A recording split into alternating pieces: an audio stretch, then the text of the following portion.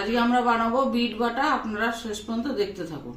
Bit বাটা বানাতে লাগবে bit, পেঁয়াজ, রসুন, কাঁচা লঙ্কা। এগুলোকে আমি ঝিরিঝিরি করে কুচিয়ে রেখেছি। বিটটা আমি ফাইনারে ঘষে নিয়েছি। এবার দেবো সর্ষের তেল। এবার আমরা দেবো প্রথমে রসুন কুচি,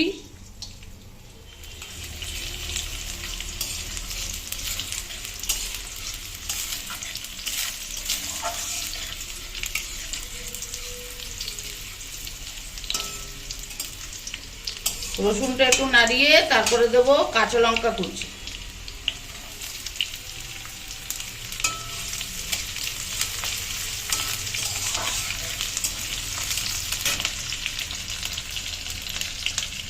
এরপরে আমরা দেবো পেঁয়াজ কুচি।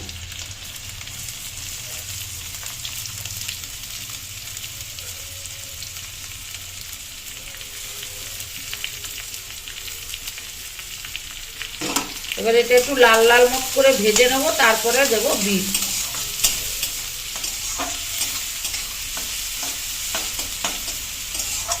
এরপরে দেবো বিট।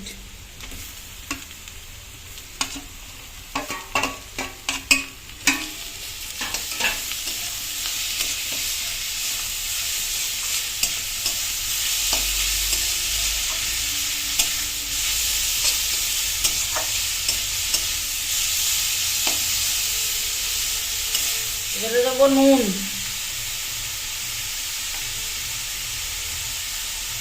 তারপর দেবো হলুদ,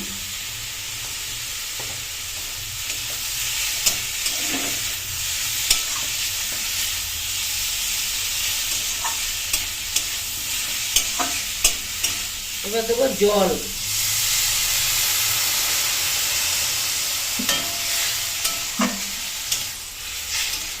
আপনারা পরিমাণ মতো জল দিয়ে দেবেন। এরপর দিয়ে দেবো একটু ঢাকা। চিনি দিয়ে দিলাম।